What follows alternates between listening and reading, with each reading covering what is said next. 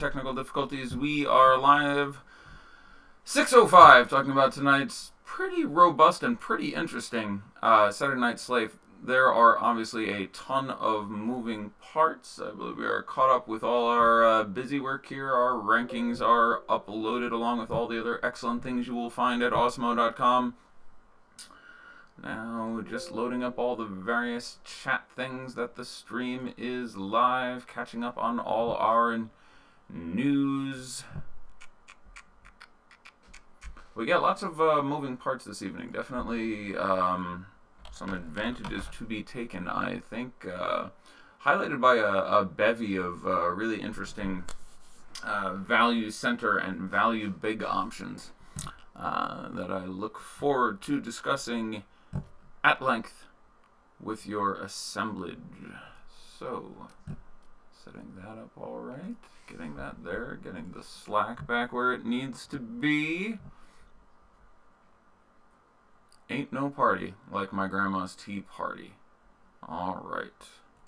Everything appears to be set up. A little bit sticky. All right. All right, let's get started. So, lots of news in like every game. I'm just going to chronologically bust through everything I can.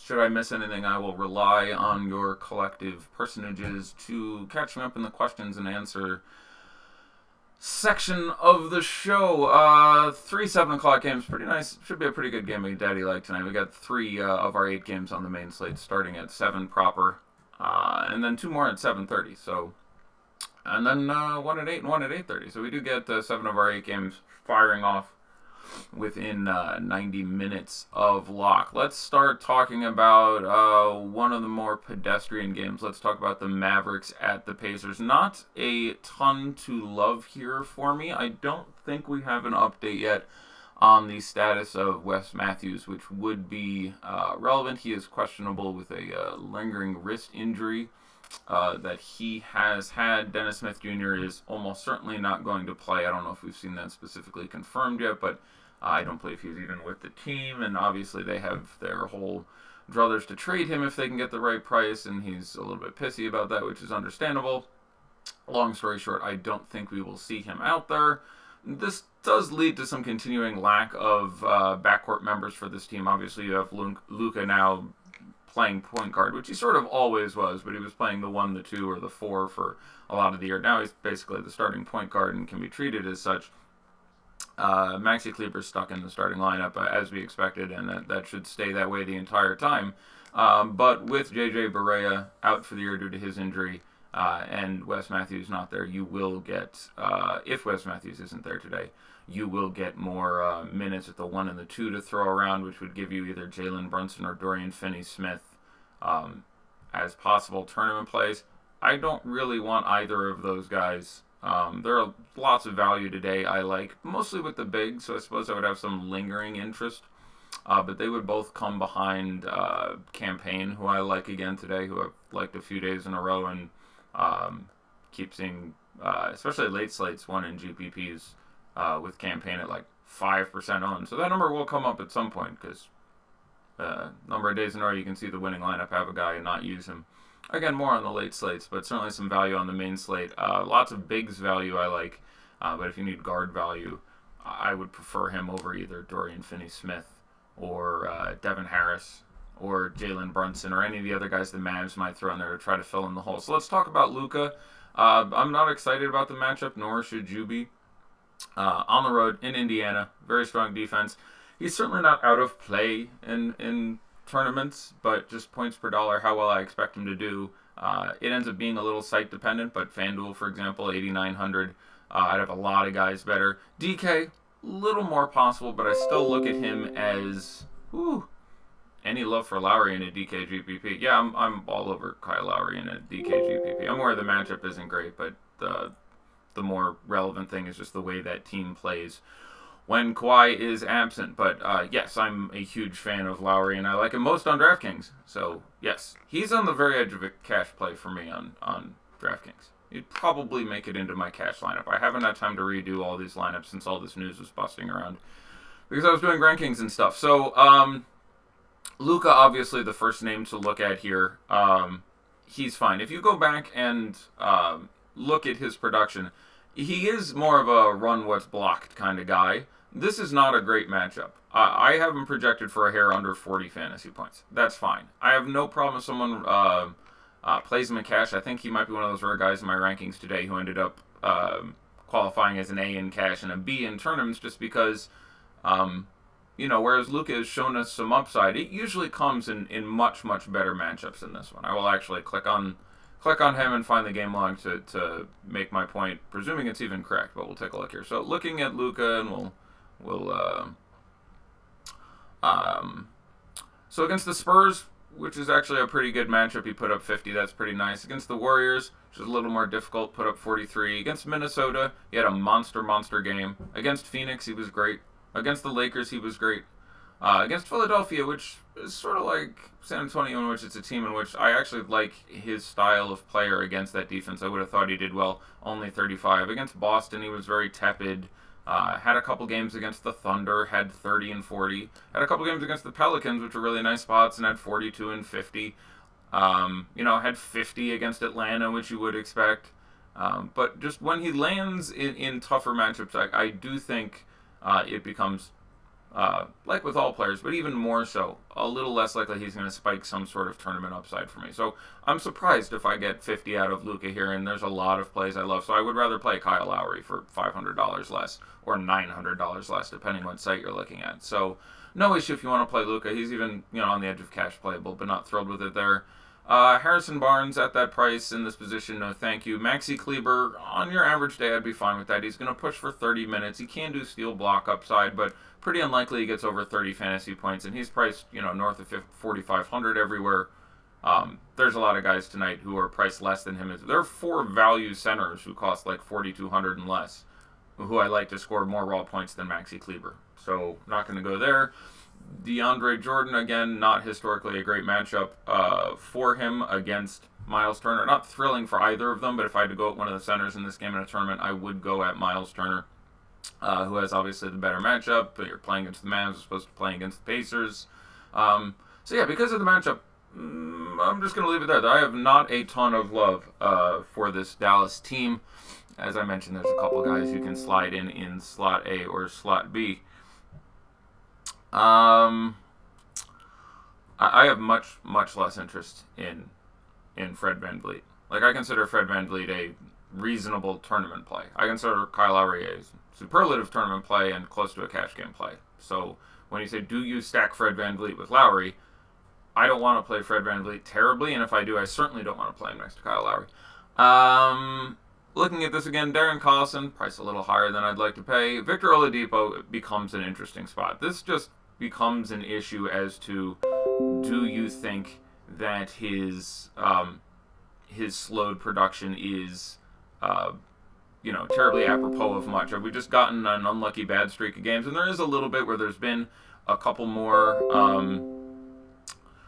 bad beats from. I guess I'll just go with the visual things, and I will mute my computer entirely because that tonguing has to get aggravating to everyone else, and I've got audibles turned on. So Thad Young, again, prices up 62, 63. Certainly not a matchup I'm thrilled with. Miles Turner, fine as a tournament center, but my issue is, I don't need to be building a lot of lineups because I want to play one of the 4 punt centers I really like in a lot of lineups because I want to play James Harden, and it's really hard to let go of guys who cost 3,500, 4,000, and I think may very possibly get me 30 if I'm in pursuit of James Harden. So I like Miles Turner in tournaments, but I like about 5 or 6 centers in tournaments, and I'm really inclined to punt, making it interesting.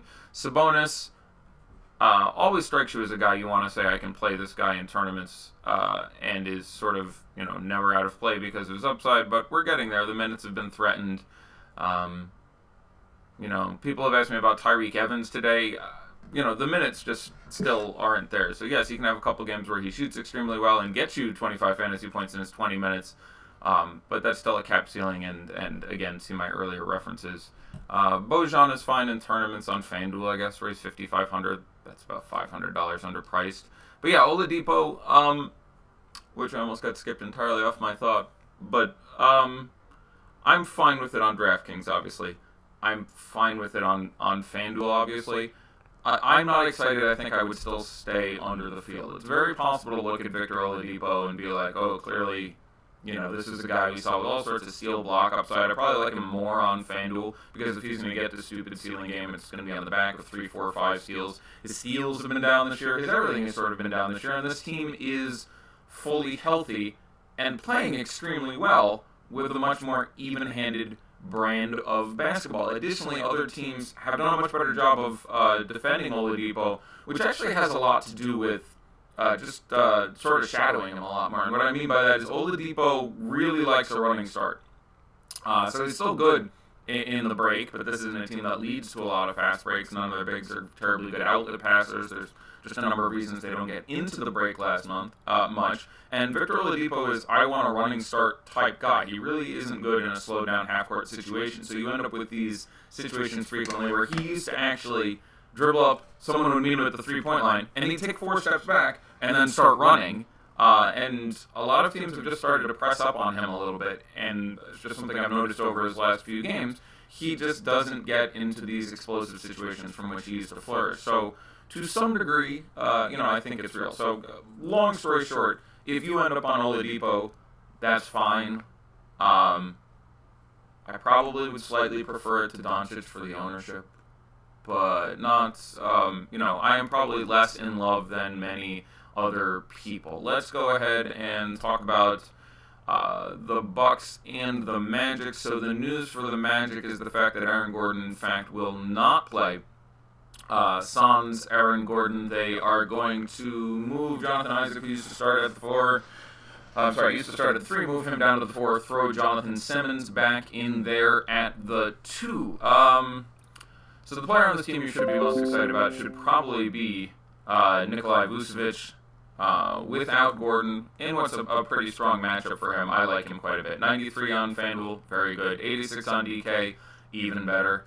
Again, tons of cheap centers I like tonight. That's my biggest issue with Vooch. But you can put Vooch in anything, I think he's great. He's finding cash. He's quite good in tournaments. Feel free to play some Vooch. Jonathan Isaac now looks much better. His minutes are more assured. I actually have him in for 32 minutes now. And that makes him pretty appealing. On DK at 3,700 is one of the better value plays, who also isn't a center, which helps.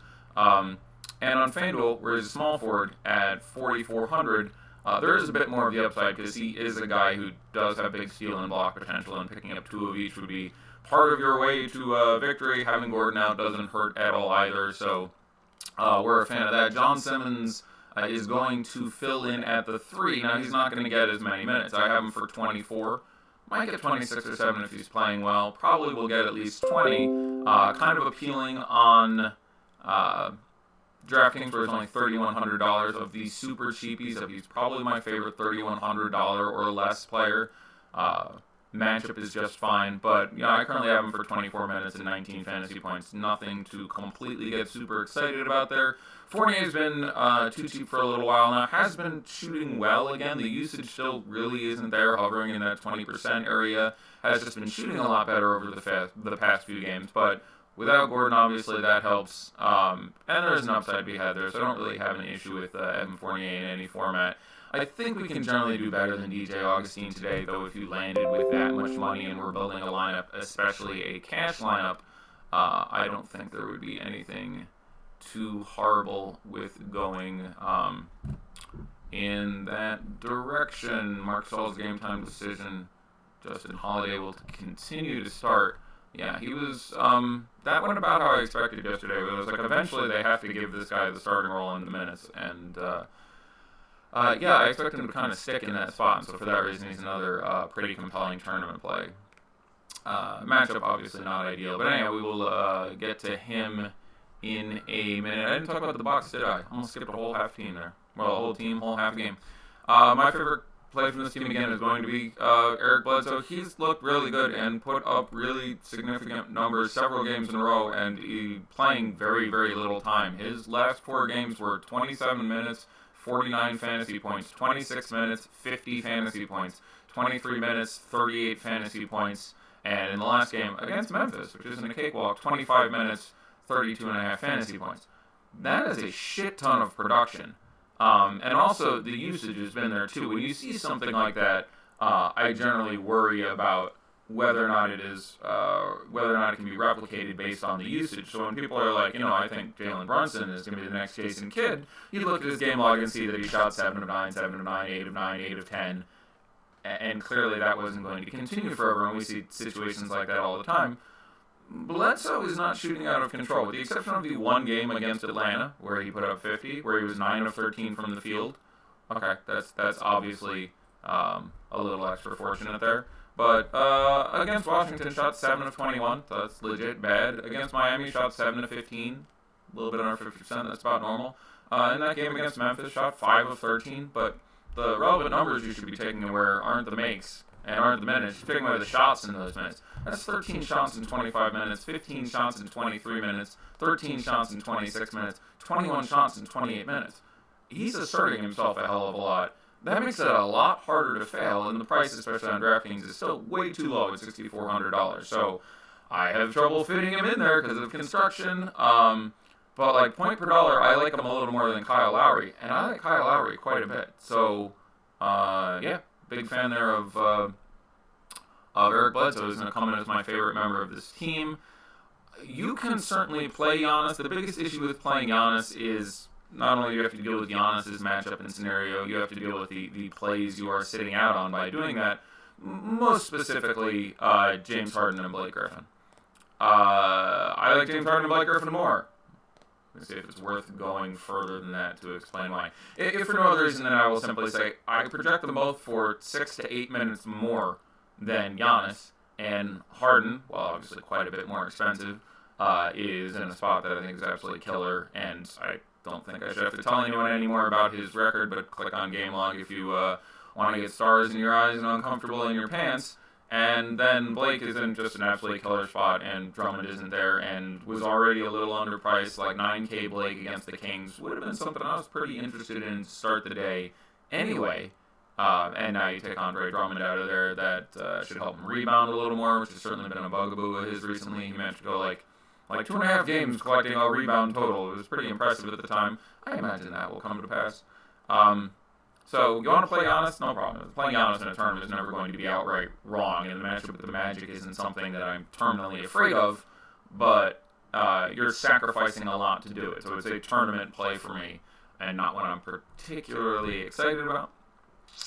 Let's go ahead and move on to that aforementioned Blake game. I do not believe we have starters yet for this game, but they should be out shortly. I don't have them on either of my 3 primary sources, so I assume they aren't there. I believe the most likely scenario for the Pistons is that they will start Zaza Pachulia.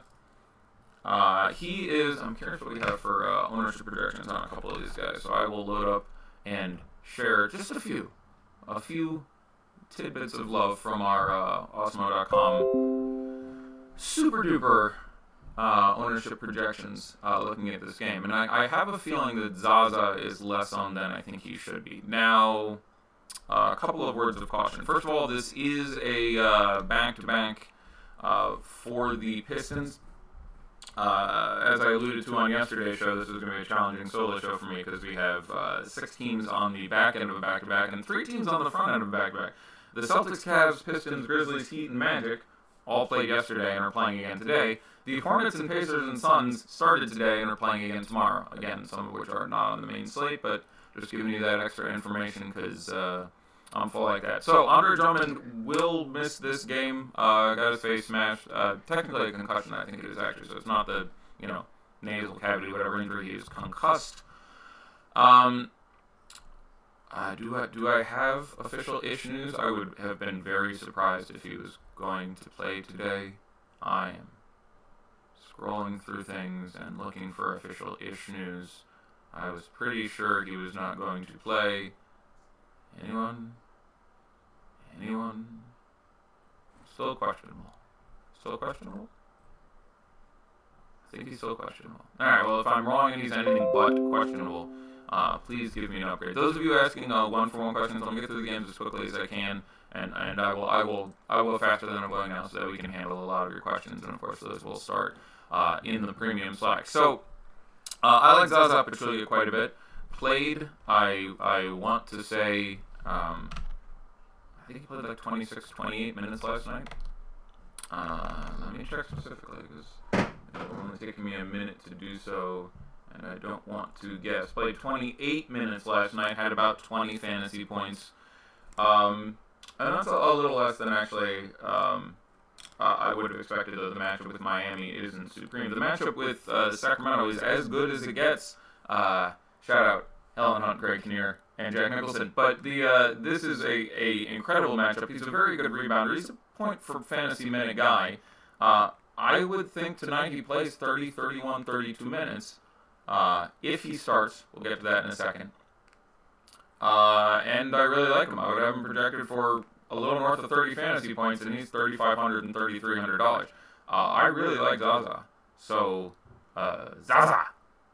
Yeah, no reason to go beyond that. Blake himself, again, just now takes a little bit more of the offense. Now, these two teams played not that long ago, and it's worth pointing out we actually had the inverse situation where Blake was out and Andre played in that game. And Andre ended up being really disappointing, if that interested you. But a number of other guys on the team had very good games. Stanley Johnson had a very good game. Bruce Brown had the best game of his career. Reggie Bullock was decent because that's a whole lot of usage to spread around. But again, that's spreading around Blake Griffin's 30% usage minus who filled in, whose usage was half of that, versus Andre Drummond, who's got 20% usage, who's going to have to spread around Zaza's usage, which is like 18 or 19. So there is not, and I've spoken about this a lot today, as much of a usage pickup for other guys. So a lot of people keep saying to me, what about Reggie Jackson with the extra usage?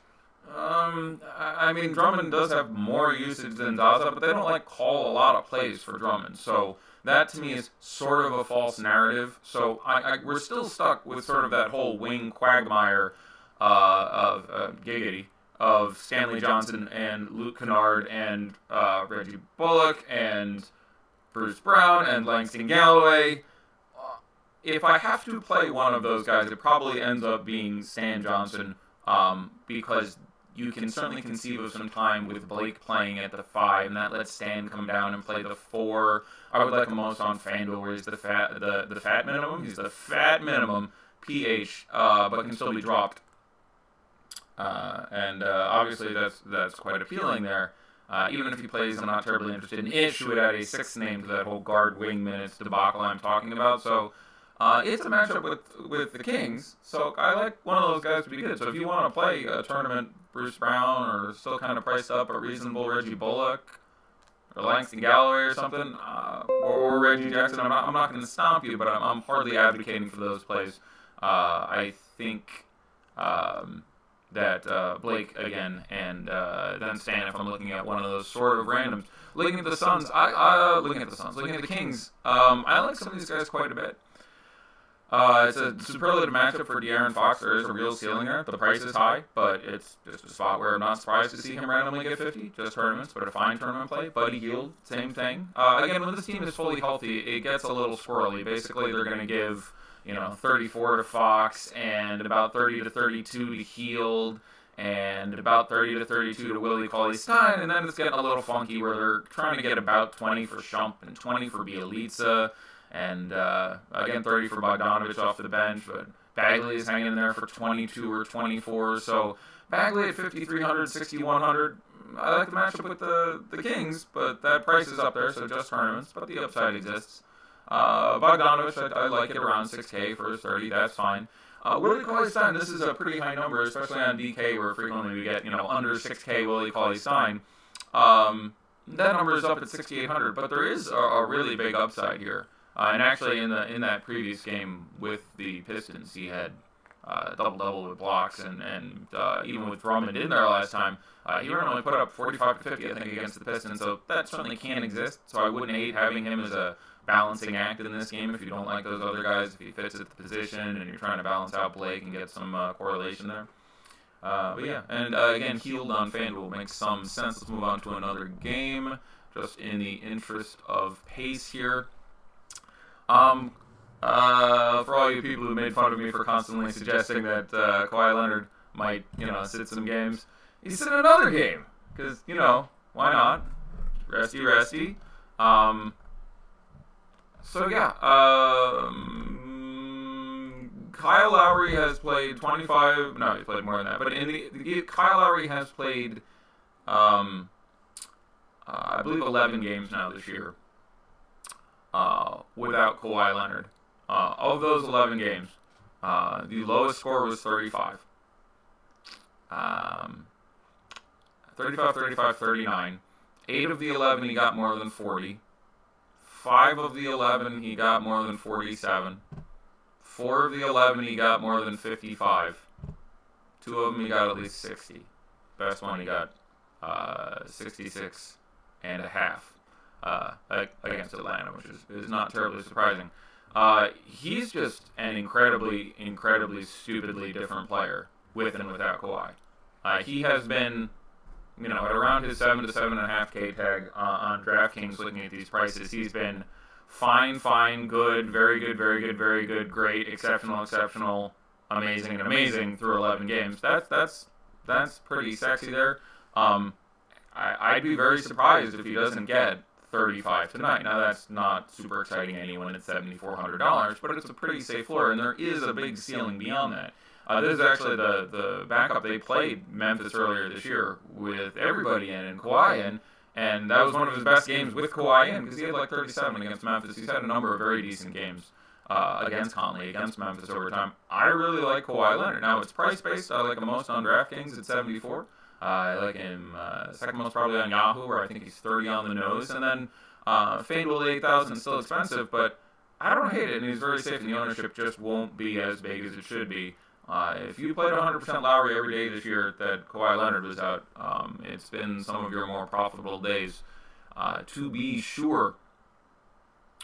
Let me take that, hold that, and retweet that. So, in addition, OG Anunoby, I imagine still relating to the unfortunate passing of his father some months ago, but he's missed a number of times for personal, is out again today. I really like Pascal Siakam. Again, the FanDuel price is proportionally much better, but 66 on FanDuel, 65 on DK.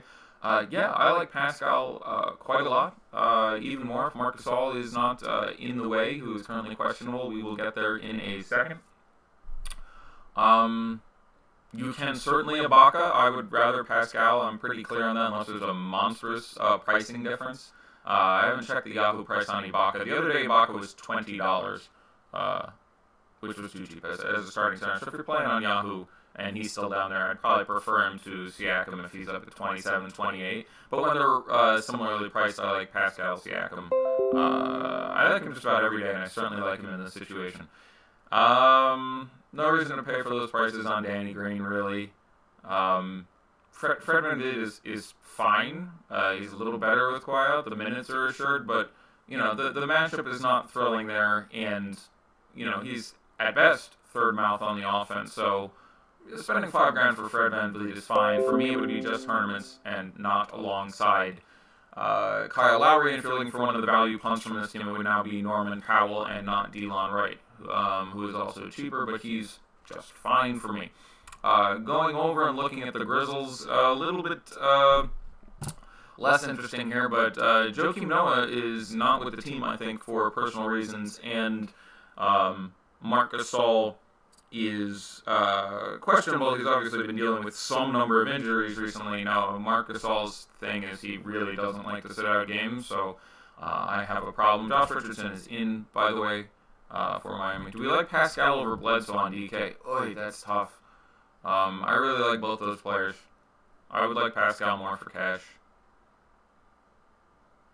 For tournaments, I'll probably still like Bledsoe, but that's me making some guesses at the ownership. I'll use this as an example to look at our ownership. We have Eric Bledsoe at 7%. You crazy people.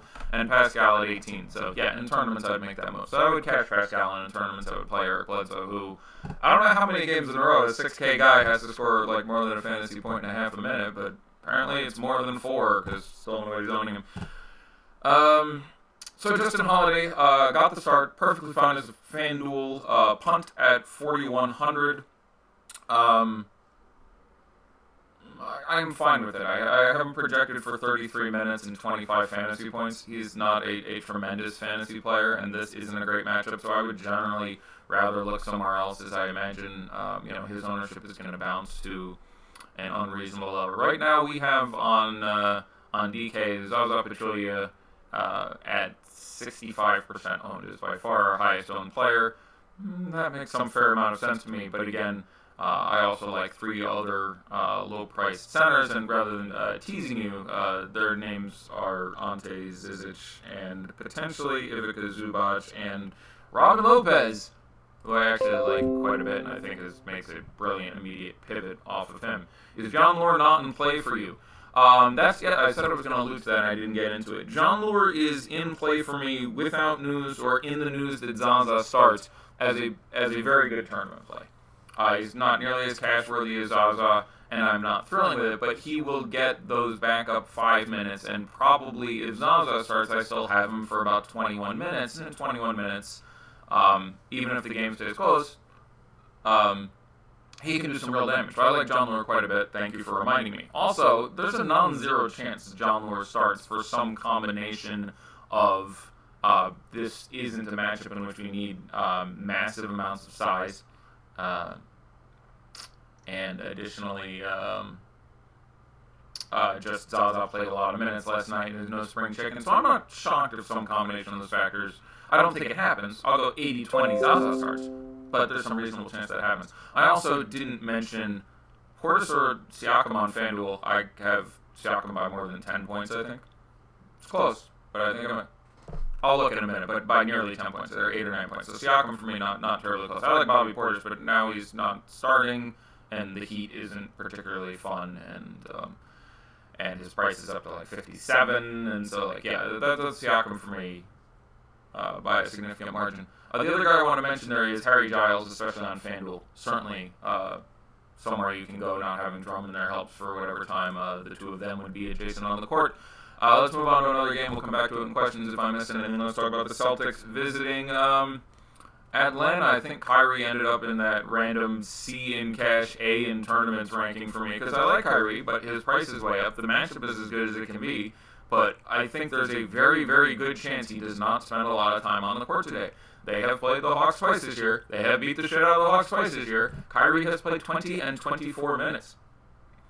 And for reference, in the 24-minute game, was still pretty good. He had about 45 or 50 fantasy points. So that's not necessarily a deal breaker.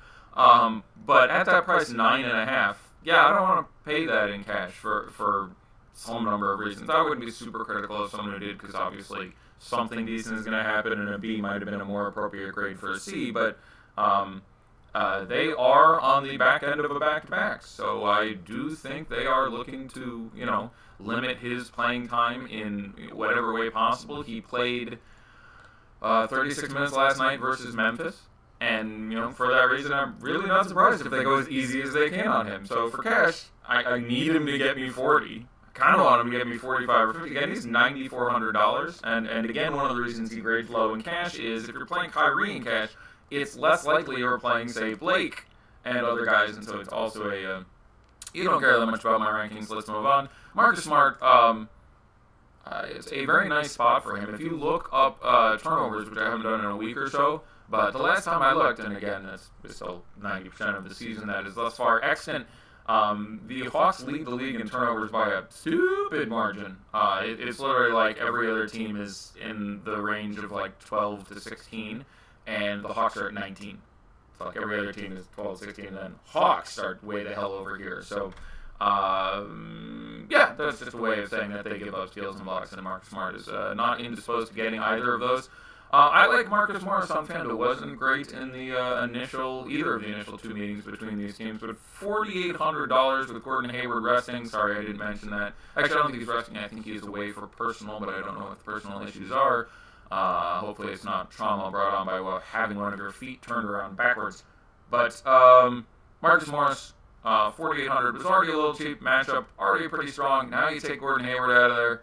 Okay, I'm in. In the lineups I was tinkering with on FanDuel really specifically, I was trying to find a way to pony up the $1,200 from Harry Giles to get to him, who was sort of my cheap power forward option in most of the FanDuel lineups I was working with. I have no issue with Horford, but again, the revenge here is quite old and hasn't really played out that way some number of times. It is Atlanta this season, possibly a blowout, so I like Jaylen Brown in tournaments. I think that's pretty cute. Someone said smarter Jaylen Brown in cash.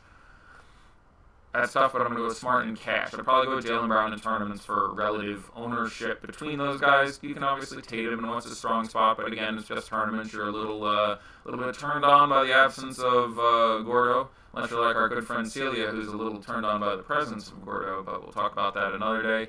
And Terry Rozier, especially on FanDuel, where he's 4,400, as opposed to 46 on DK. I actually kind of like in tournaments because, someone's got to play point guard, and if I'm telling you Kyrie might play only half the game, that would mean Terry Rozier's playing the other half the game against the Hawks, which is #good for point guards. Moving on to those Hawks, I don't like many of them much at all. Give me a second. Here's my list of guys. Jeremy Lin would probably be my favorite Hawk. He's back. I expect him to be healthy. They had really started going with him just getting 26, 28, 30 minutes regardless. The match with the Celtics, obviously not great, although it is worth pointing out, one of those games against the Celtics earlier this year, he came off the bench and put up 50 points. Something about Horford's knee is bothering him. Okay, it doesn't change a lot for me because I already like Morris, and I'm pretty sure Horford is going to play, and his time has been kind of limited otherwise. But I'll read the full quote. Now, Jackie McMullen said on Brian Windmer's podcast that Horford's knee is bothering him. She thinks Baines begins spelling him more and more. Saw it last night. I think it holds. Baines will be very, very low owned. Yeah, and Baines had a massive game against the Hawks, if that matters to you. So I don't have an issue with Baines in tournaments.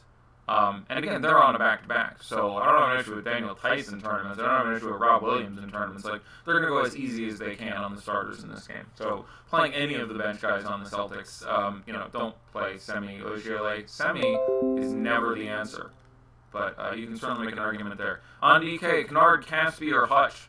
Ugh. Oh, jeez. I've got a stomachache because of that question. I would be shocked if I could not find someone better. So please re-ask your question in the form of at this position for this much money. Kennard, Caspi, or Hutch. Jonathan Simmons, I would prefer over Kennard, Caspi, and Hutch. Certainly Jonathan Isaac, who is roughly in that price range, I would vastly prefer. And if it's a utility, there's literally 11 guys, including several centers, that I would prefer. But stomachache. Okay, getting over it. Bad matchup for Bembry, bad matchup for Herder. We've announced no minutes limit for Taurean Prince. Now, that's nice and all. That doesn't mean he's going to actually play a shit ton of minutes. He's been back from injury 2 games. He has played, I believe, precisely 11 and 13 minutes. There's no limit. That's great. Shout out Nolan Records. But there's no limit. I don't think that means all of a sudden today you hit 30. And it's Boston, and it's a trap. I don't think I want to go for no minutes limit Taurean Prince. If he plays 32 minutes later and has a decent score, feel free to get on that. Favorite Grizzle, my Nizzle, if Marc Gasol sits. Again, that's a pretty shit matchup, and there are lots of other bigs I like at value. I would still prefer Robin Lopez. I would still prefer, obviously, Zaza Pachulia. I would probably still prefer a much riskier Ivica Zubac, but if you force me to, it's probably JaMychal Green, even at the expanded price. Shout out Von Rob if you want to go there. I'll move on to another game because we're burning through time too quickly, although this game's pretty shitty and should be quick. Miami going into Chicago. Dwayne Wade, he's going home. Tell the world he's going home. Still fine in tournaments. He's always fine in tournaments. He's 5,000. He plays 25, 26 minutes. Has a pretty 60, 26, 27% usage most games. So yeah, you can feel free to throw that there in a tournament. Josh Richardson was doubtful. Then he was probable. Then he was questionable. And now he's playing. You can play almost any member of this Heat lineup in matchups. You want to play Josh Richardson? You can get him at 1% ownership since he was, doubtful and sick the whole damn day. He had 40 against the Bulls earlier this year. You want to play Justice Winslow? That's fine. He's playing the Bulls. He's one of the few guys we can be sure are going to get minutes. You want to play James Johnson? I think he's probably going to get 18 minutes again, but you could randomly see him bounce up to 27 or 28. There's very little predictability here. And even in 18 minutes, you can get 30 out of James Johnson. Especially FanDuel pricing where he's the same, and you can drop him. So, James Johnson makes some sense for me there. Hassan Whiteside, I would rather play Bam Adebayo in this spot. Hassan Whiteside's minutes have always been a fairly terrifying roller coaster. And yesterday versus Detroit. Now, in fairness, Drummond didn't play most of the game, and that may have played into this narrative to some degree. But he only played 19 minutes and change last night. There's lots of games where he plays very little. I think he's great in tournaments because he should be very productive in his time. Although you would have preferred Robin Lopez not starting, you would have preferred Wendell was starting. But again, when they played Chicago earlier this year, he played, I want to say 22 minutes. It was on the downside because I recall it being a disappointing performance. So playable in tournaments, obviously, especially on DK and Yahoo, where he's much, much cheaper. I don't love it because I don't think he plays more than 24 minutes for any number of reasons, including a possible blowout. I would rather play Bam Adebayo, who in that aforementioned previous game against Chicago, I think, played 26 minutes to Whiteside's 22 and had like 38 fantasy points. So I would rather Bam Bam, but that also just tournaments. That's enough to talk about on this team. I like Robin Lopez. Robin Lopez has played offensively well against Hassan Whiteside, defensively well against Hassan Whiteside. Is super cheap and an immediate, obvious pivot to Zaza Pachulia for $100 more on DK. I don't have him for as many minutes. You're going to get Portis playing, some backup 4, some backup 5, all sorts of interesting things. But just objectively on his face, minimum price on a couple sites, only slightly over that on DK. Right now, I have Robin Lopez for 28 minutes and 24 fantasy points, and that puts him clearly behind Zaza. But again, you're looking at an ownership differential of 65% to 10%. And so, sometimes ownership gets overstated when it's like 6-1 or 7-1. That changes things up a little bit. Checking messages because many are coming in. Bledsoe or Depot on Yahoo. If they were the same price, I would take Oladipo at that point. Punt on FanDuel, Hutchinson or Stanley Johnson? Certainly Stanley Johnson. Punting on FanDuel in tournaments, especially, but even kind of cash, you want upside. Okay, the way you win tournaments on FanDuel is you punt 2 or 3 guys, and it's okay if one of them fucks up and then 2 of them get there and you win. So you need to get 30. You probably have a better chance of getting 15 out of Hutch than Stanley Johnson, but you certainly have a better chance of getting 30 out of Stanley Johnson than Hutch. Favorite $10 guard not named Payne on Yahoo, please. I haven't gotten through all the games. Why am I answering your questions? Nonetheless, I am. Does it have to be 10? Because Jeremy Lin's 11, and that's going to be my favorite value guard on Yahoo. But if you don't have that dollar, how about James Harden? 61. 61. It's pretty impressive. It's the equivalent of $16,000 on DK. It's just a raw percentage of... let's see, right now it would be Norm Powell, sticking with Norm Powell. Now it could be Justin Holiday. Justin Holiday I'll consider an upgrade for me. So it's Justin Holiday. We're making the turn. Justin Holiday leading as we come down the stretch, looking at the ends of shitty guards. There's a challenger, it's Cameron Payne.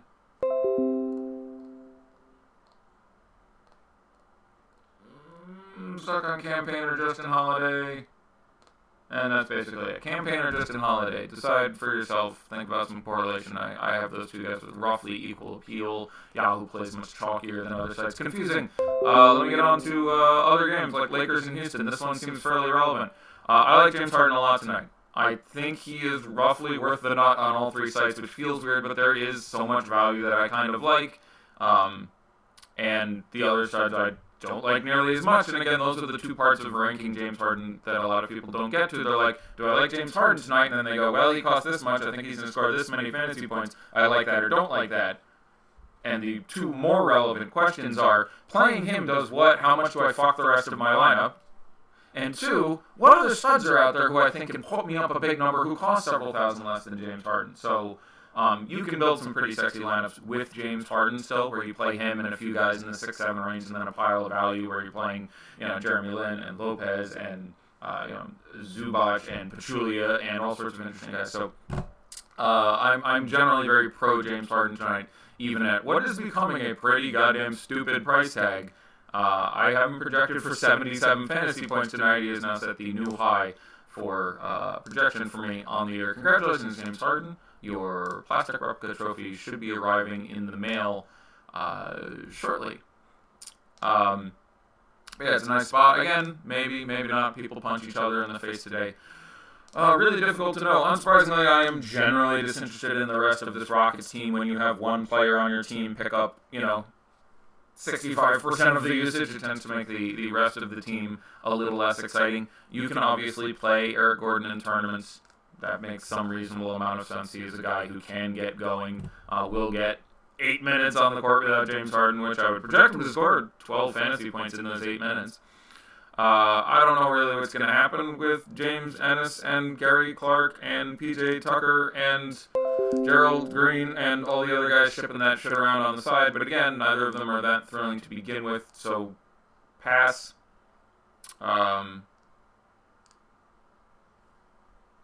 Eric Gordon, fine in a tournament. Austin Rivers, fine in a tournament, especially FanDuel pricing is a little better. PJ Tucker does have the upside in this sort of spot, so PJ Tucker fine for me in a tournament. Let's move on. Of the Lakers, I have no idea what they're going to do at center. I suggest having a late swap plan for I'm starting Ivica Zubac, which would make him a really stellar. All right, Wes Matthews is in and will start. PJ Tucker will start at center again. James Ennis will start and not Gary Clark. I wouldn't get super excited. He's going to play. I'll go with 24 minutes, and I project him for 18 fantasy points. He's absolutely fine as a minimum price punt on FanDuel. However, should you like to go that way, Cleaver starting as expected still, and Pacers starting who we thought they would. They are who we thought they were. Cash small forwards on FanDuel. Unfortunately for you, my computer's getting slow. Damn it, I can see it now. It's a little sticky in cash. There's no one's particularly brilliantly priced, so I would not hate on Ingram. I would not hate on Winslow. Could not hate on Bojan Bogdanovic. But yeah, it's shit. Wow, for a slate this big, it's terrible. So it might be punt. Like, the right way to play that might be, Jonathan Isaac at 4,400 I probably legitimately like a little bit, moving down to the 4, getting more guaranteed time. So it's probably Isaac and other punt for me. So it's Isaac, Stan Johnson, Isaac, I'm sure there are better ones than that, Isaac, Ennis, who we just talked about, but I want to move on because we're spending too much time on this, but my computer is locked up again, so hopefully you're all seeing me, and I'm just going to continue to talk and let my shit sort itself out. Got to talk about the Lakers a little bit. Probably my favorite guy there is, again, presuming... Well, the center, whoever starts at center is going to have a lot of interest. If Zubac, I'll be most interested because he's shown a well-rounded offensive game, can work around in the post, and you could get a game out of him that you saw, like, I don't know, the game we saw to Jared Allen where he went absolutely fucking insane because they're playing PJ Tucker at center, and, you just get big guy. It doesn't need to be that good. You just do shit over PJ Tucker. So Zubac is 7'1". At that size, is just going to sort of get what he wants. So Zubac, if he ends up starting, is a priority for me. That being said, I'm not certain he's in the rotation. I'd say there's an 85% chance he plays, but it said there's only like a 50% chance he plays more than 24 minutes, and so it starts to get dicey, and he's more expensive than some of the other options. So anyhow, that's the situation with Zubac. Kuzma, my favorite of the other guys, really like his spot. Beyond that, would slightly prefer Lonzo Ball to Brandon Ingram in tournaments, would slightly prefer B.I. to Lonzo Ball in cash. Final game, Cavs and Nuggets. Cavs, again, shitty spot. I am in the interest of projecting blowouts, and this is very possibly going to be one again, and for that reason, this brings me to the two guys I like again most on this team. That's going to be Ante Zizic and Cameron Payne, who have talked about 3 slates in a row. They both play in blowouts, and they both play during the regular minutes. Now, so does Colin Sexton, but when they're in blowout mode, if you've been watching this game, it just becomes the Cameron Payne show. Like, he just takes over for those last 8 minutes, that last quarter. He's really good. Like, yesterday we were watching the slate, and they go to the fourth quarter, and as expected, they're getting absolutely wrecked in Utah, which, by the way, even greater chance of a blowout. This is a back-to-back at altitude in Utah, followed by at altitude in Denver for incredibly shitty team against 2 really good teams. So, yes, I think they get their shit pushed in. I'm in the business. I'm in that business of predicting blowouts, and Campaign gets all that time and usage in the fourth quarter. Going to the fourth quarter last night, he had like 9 fantasy points, and I went, oh yeah, Campaign's going to get there, because I knew he was going to play 10 minutes in the fourth quarter, and shockingly ended up with, 25, some really significant number again. So he's one of my favorite tournament guard value punts if you're going that way. Same thing with Ante Zizic, is going to play in that blowout time. The 4 players I'm most interested in on this team are the guys who are going to play if it's close and play if it isn't close, and that's Zizic, Payne, Sexton, and Jordan Clarkson, all of whom closed in blowouts. And that's more time than I should have spent talking about the Cavs. You don't need to play any of them, but like Zizic a lot, and then second favorite guy is probably Campaign. Nothing terribly great on the Nuggets. Definitely a pace down spot, and not surprised to see a team that already has really, muddled minutes with the fact that now everyone's back healthy. They kind of have their starting five that they've wanted. I don't know who they're exactly going to start because they're still futzing with putting it back together and reassembling Voltron here. But eventually you're going to see Murray, Harris, Barton, Millsap, Jokic, and all those guys are going to be here and play and get time, and then you're still going to get some vestiges of time for Malik Beasley and Monty Morris and Torrey Craig and Mason Plumlee. And I'm forgetting someone, Wancho, if he's healthy, he's questionable. So, and the pace is shit, and the game should blow out, so you're looking at everyone playing 24 minutes, and the prices aren't as good. So if you want to play Jokic, because obviously he could score 100 against the Cavs, yeah, that's fine. It's absolutely fine to play in tournaments. Gary Harris is too cheap. I expect his minutes to come up around 25 tonight. You want to roll that out there in a tournament? Sure, no problem. But price is not too high on Beasley and Craig for what I expect their roles to be. Murray, I think, only plays 27 minutes because it's going to blow out, but only like 33 if it doesn't. Sure, you can do that in tournament. So not really a big fan of any of the Nuggets for me. Doing a news check, then moving over to the Premium Select to look for some questions. Updated lineup. The Pistons will start who I expected them to start, which is Zaza, which is good. Marc Gasol is ruled out. Woot, woot. And that's that. So let's go back and talk about the Marc Gasol news a little bit. I need 10 seconds to prepare and Lex. So again, don't go crazy. This team is on a back-to-back on the road in Toronto. Okay, so we should have some interest when you take a guy as important as Marc Gasol out of the lineup. My first two guys I'm going to look at are actually going to be, rather than trying to dive for value, I'm going to look at two players I actually like, which would be Jaren Jackson and JaMychal Green. They're site dependent as far as their prices, but Jaren Jackson was already too cheap at like $5,600. JaMychal Green was already too expensive, but this now puts him in play, $5,800, $5,200 for him. Jaren Jackson now a very strong tournament play. I'd be a big fan of getting some exposure to him at this point. It makes Conley's output more frenetic. It was already a somewhat difficult spot, has a higher ceiling and a lower floor. If you get a lot of exposure to this game and it stays close, he probably being the first guy I would look at there. Omri Caspi can fill a few more of these minutes, so I do think he trends back towards 30 here. Again, not a big fan in this spot, but 3,700 would enter tournament consideration for me. Another question, Jaylen Brown or Marcus Smart. Again, I would say probably Marcus Smart in cash and Jaylen Brown in tournaments, but I do like them both in this spot. Thoughts on pivoting off Blake for a cheaper Kuzma on FanDuel and GPP? I think that's great. I like Kuzma a lot. I like Blake a lot, but he's going to be wicked, wicked popular, so by all means, make that move. Looking at some questions. FanDuel GPP, Lowry and Siakam, or Lonzo and Markkanen. Lowry and Siakam for me. I can't get away from that. I don't mind Lonzo and Markkanen much, but I definitely prefer the former one. But you're saying in GPP, you are going to get lower ownership on both of the back end. Lure and Ingram or Simmons and Kuzma in a FanDuel GPP. In a GPP, I'd probably play Lure and Ingram for the upside there. Simmons and Kuzma I would have projected a little bit higher. They had starting, people going nuts over. They just announced Zaza was not starting. Then they announced Zaza is starting. Yeah, well, locked. So there it is. Apparently, some people's done got themselves screwed. You're playing Harden and you want to throw up. That's a strange experience if you've watched James Harden over the last couple of weeks. But, yeah. Okay, so let's look at some ownership shizzle manizzles and get into a little post-lock stat. Shout out AGS Carnage on Twitter, who is defending the MAGA hat guys who are protesting a peaceful protest and then getting in the face of Vietnam veterans by saying, what do you want the kid to do after the guy walks up beating a drum in his face? Somehow Loving America has now gotten conflated all the way into hating everybody but white men, and I don't know quite how that happened. It's really confusing for me. it's really possible to like yourself, like your people, like your nationality without being an abject dick. And the fact that people look at this smiling,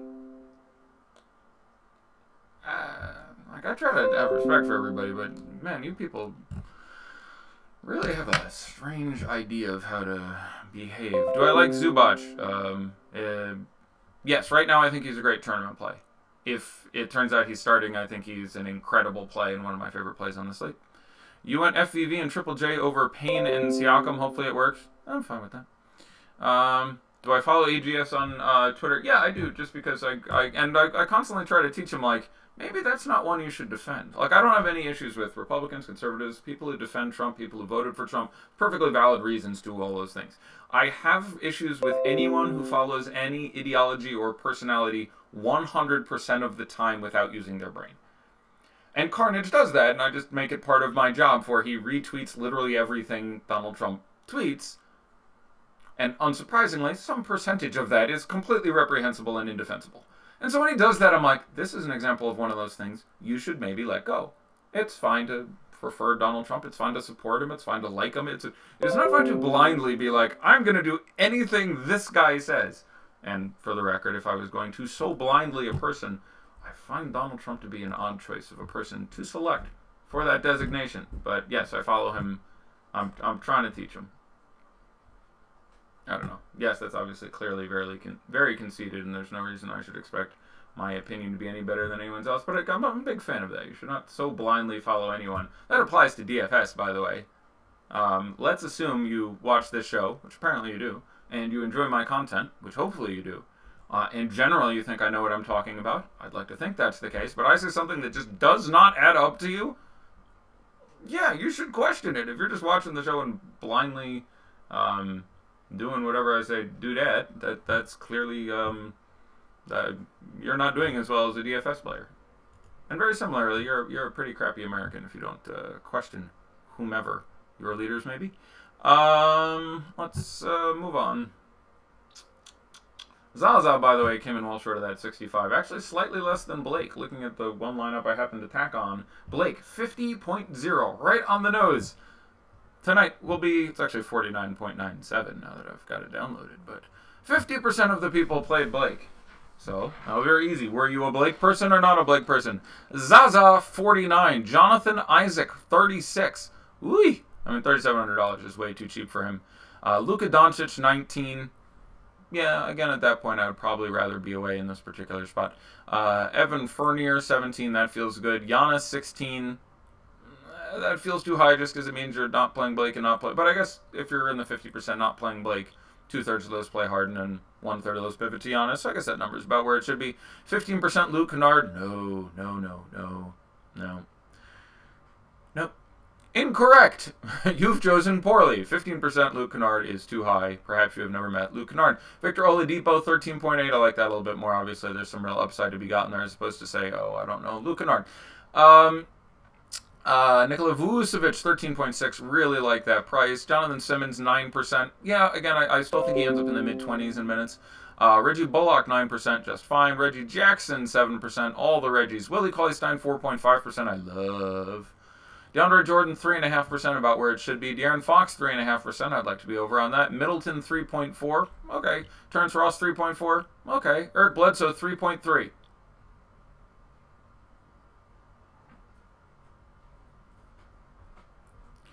Bojan Bogdanovic, 2.4. Harrison Barnes, 2.4. Buddy Hield, 2.2. Also feels a little bit low. Thaddeus, 2. Marvin Bagley, 2. Malcolm Brogdon, 1.9. Bogdan Bogdanovic, 1.9. Also feels a little bit too low. Sterling Brown, 1.83. Stanley Johnson, 1.8. Sabonis, 1.7. Darren Collison, 1.6. Tyreek, 1.5. Miles Turner, 1.5. Corey Joseph, 1.3. John Lure, 1.1. I love that. Getting John Lure at 1.1% is pretty exciting, even with him not starting. Brook Lopez, flat 1%. Augustine, 1%. Max Kleber, 0.84. Nemanja Bjelica, 0.72. DJ Wilson, 0.63. I would rather played Wilson than Brown, so that's interesting that Brown doubled him up. Iman Shumpert, 0.6. Dwight Powell, 0.6. Harry Giles, 0.55. Jalen Brunson, 0.52. Ersan Ilyasova, 0.33. Mo Bamba, Number 5, 0.26, Justin Jackson, 0.25, Ken Birch, 0.23, Wesley Matthews, 0.22, Glenn Robinson, 0.22, Dorian Finney-Smith, 0.20, Yogi Ferrell, 0.14, Bruce Brown, 0.13, Devin Harris, 0.12, George Hill, 0.11. Lost my place. It's here somewhere. Isaiah Briscoe, 0.10. Henry Ellenson, 0.10. Yeah, he's in there. Gerald Martin, 0.10. That would have been one of the places you can also go on Orlando. Sorry, I just got in a mental loop there with Von Robb for Memphis with Gasol out, which used to be a spot you would deploy Gerald Martin in. And sorry, just went down the black hole there for a second. Wes Iwundu, 0.06. Never the answer. Doug McDermott, 0.06. Aaron Gordon, 0.05. Congratulations, you played yourself. Let me clear my throat. There it is, ladies and gentlemen. I will not be back tomorrow. I am done. I'm taking another day off. Then I'm back Monday, and I will not be back Tuesday. Then I'm taking that day off. And I'll be back Wednesday, and I will not be back Thursday. And then I'll be back every day for the remainder of the month. So, doing 3 out of the next 6 days, but then powering like 8 in a row legitimately is what I think it is. And again, we select those days based on them having the fewest games.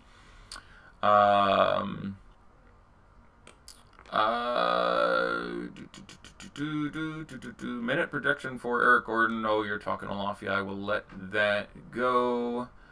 Yeah. Okay. So there it is, ladies and gentlemen. I am done. So I am out of here. Best of luck in your contests. Give me a call if I can help. Send me a tweet.